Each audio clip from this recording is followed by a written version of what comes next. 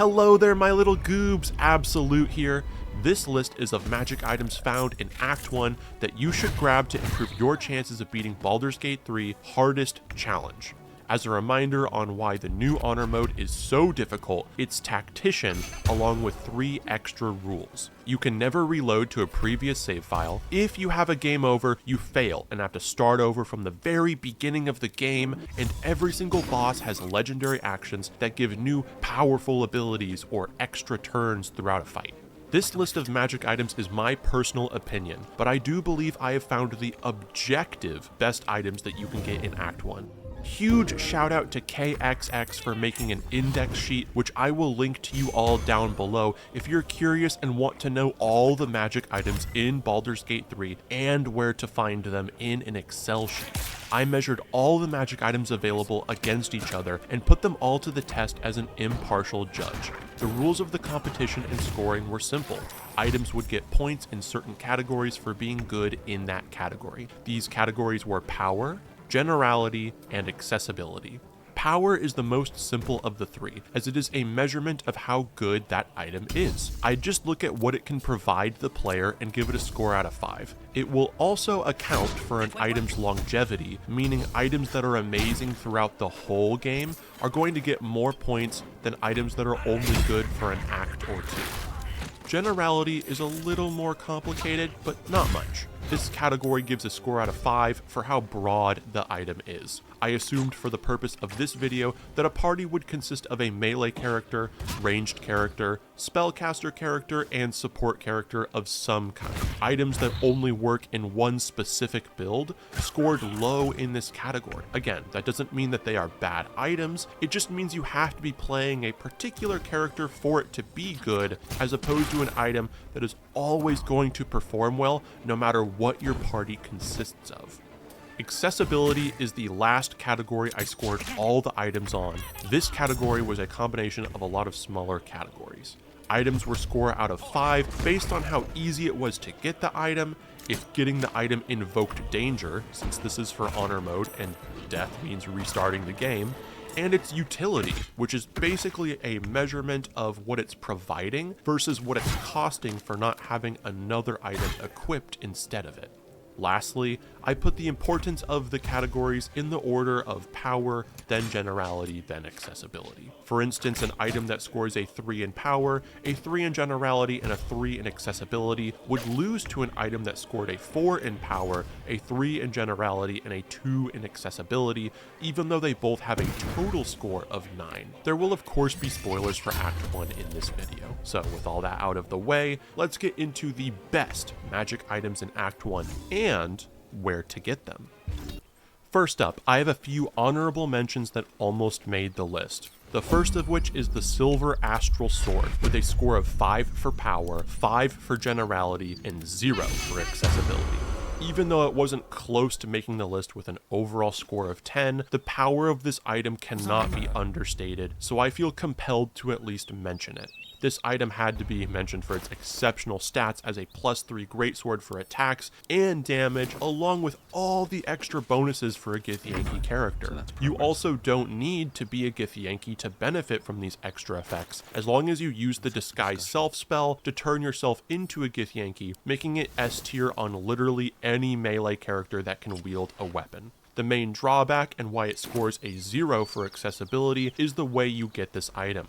You need to make your way to the Githyanki patrol in Act 1 and get Voss to drop it with either a command spell or a disarming attack from a battle master. You will only have one shot at doing so. As soon as he is attacked one time or combat triggers, he flies away on his red dragon, never to be seen again until Act 3. And remember, we're playing on honor mode, so he's gone forever after that one try with no reloads. Disarming attack has slightly better odds of Voss dropping the sword, but there is an attack roll tied to it where you need to actually hit him for it to even work. This means command overall is the better try at getting the silver sword. Command, cast from a level 1 through 4 character, will have a 9% chance of him dropping the sword, along with an increased 12% chance from a level 5 or higher character from the proficiency bonus increase at level 5. Overall, an amazing legendary item, but trying to get it feels like spinning a slot machine, so I'd always go for it, but don't expect it to drop. If you do manage to get it though, definitely use it as that run is now blessed.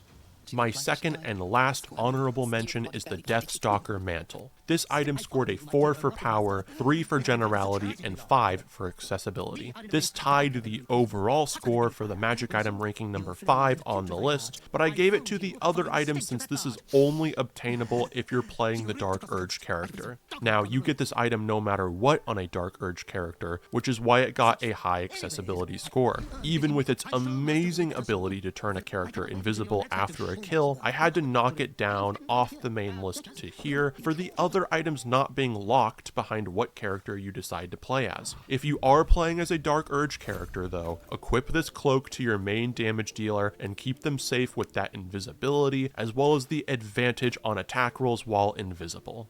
Now, on to the main list. For number 5, we have the Gloves of Thievery, scoring a 4 for power, 4 for generality, and a 3 for accessibility, giving a total score of 11 out of 15. This pair of gloves does nothing but give advantage on all sleight of hand checks while equipped. There are countless locked doors, trapped chests, and pockets to steal from in the game.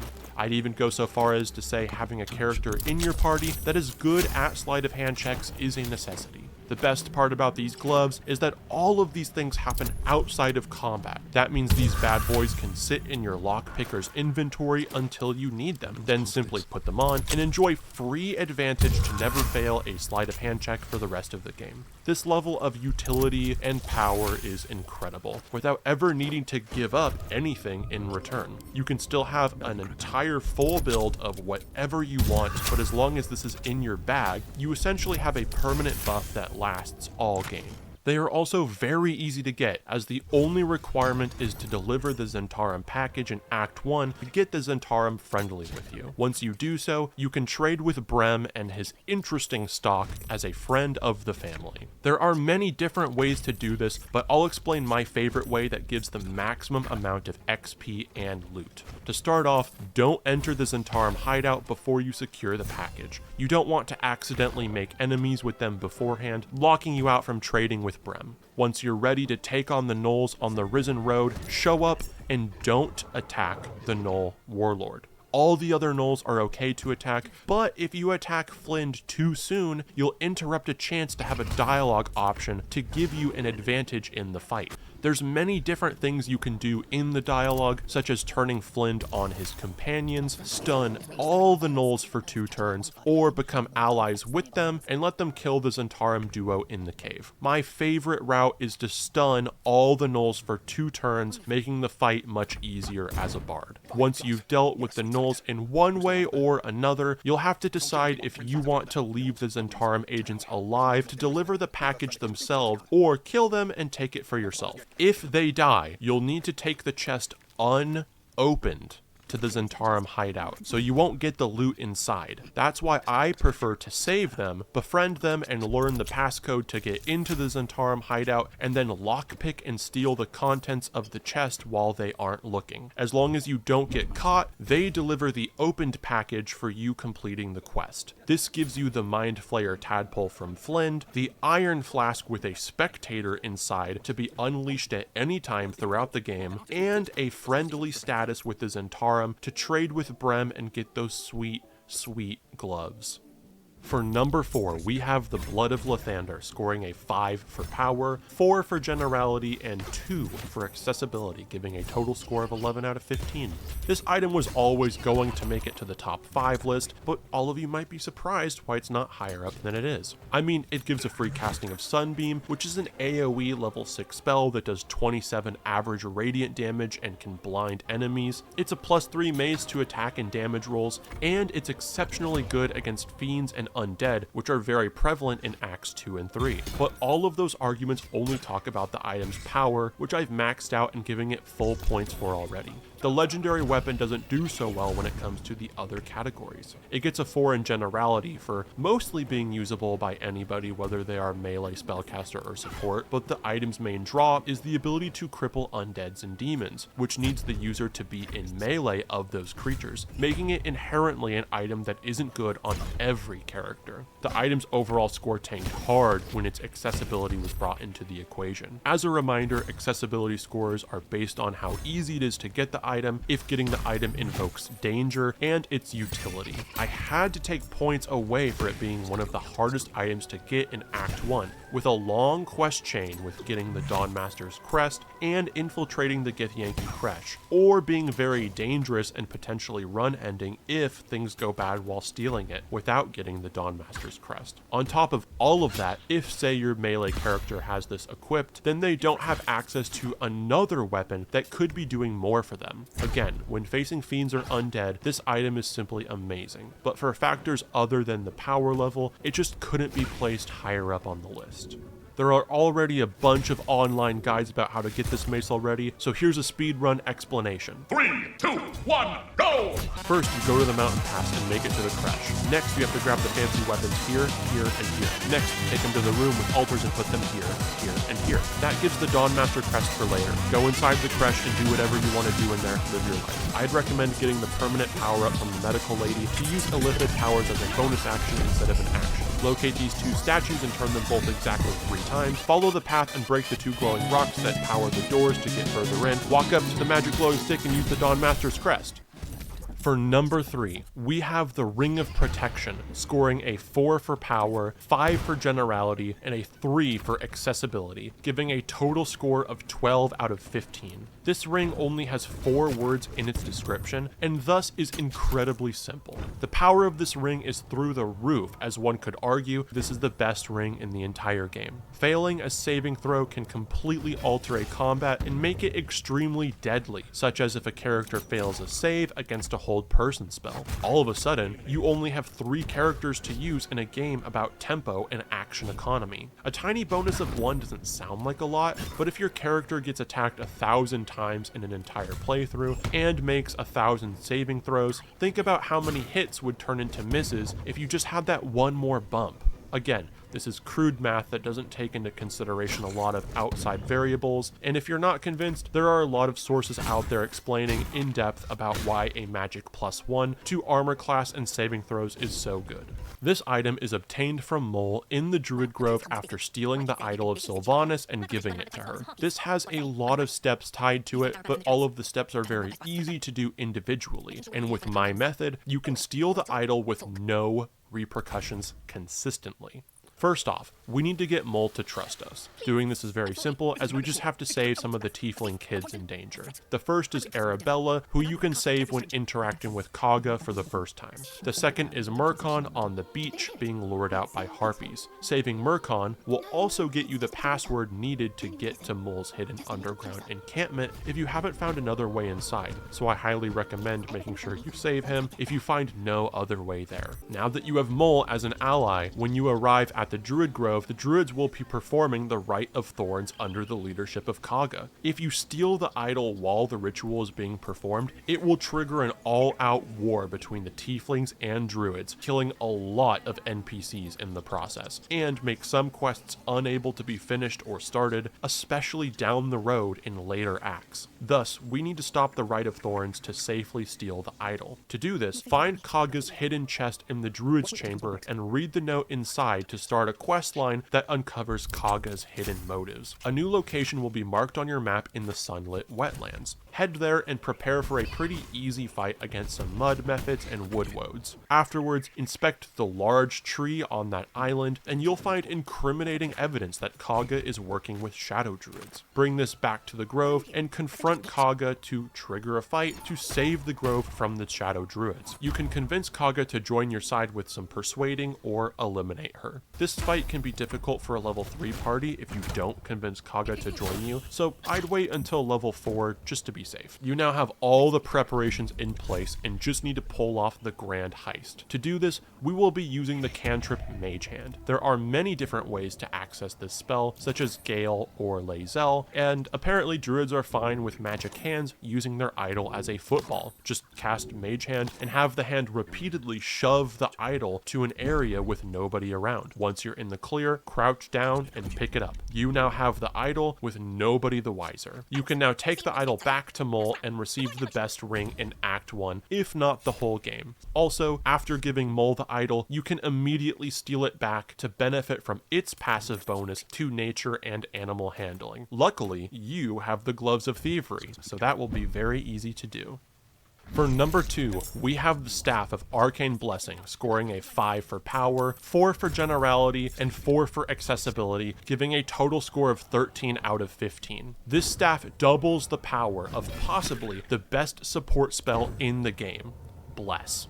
Bless normally provides a 1d4 bonus to all attack rolls and saving throws. Don't be fooled by it being a level 1 spell. This spell is often used even at the end game for how good it is. There aren't many abilities that grant numerical bonuses to attacks and saving throws. When equipping this staff, any Bless cast, not just the free cast from the staff, will double that bonus to 2d4 and make spell attack rolls have that 2d4 bonus as well, which a normal Bless can't do. This item is as powerful as any other legendary item in Baldur's Gate 3, if not more so, and should be considered one of the best in-slot items for any support character. The average of 2d4 is 5. This means casting Bless on the entire party with a 2nd level spell slot gives an average bonus of 5 to all attacks and saving throws. Just some reasons why this is so broken is that it works with spell attack rolls, like Eldritch Blast for you warlocks out there, cancels out the -5 penalty to hit of Sharpshooter or Great Weapon Master, and gives that bonus to all important saving throws that can turn a fight to deadly with one single failure. Unless you have a really good reason to not be using this staff, you should be using it as one of the most powerful magical items in the entire game.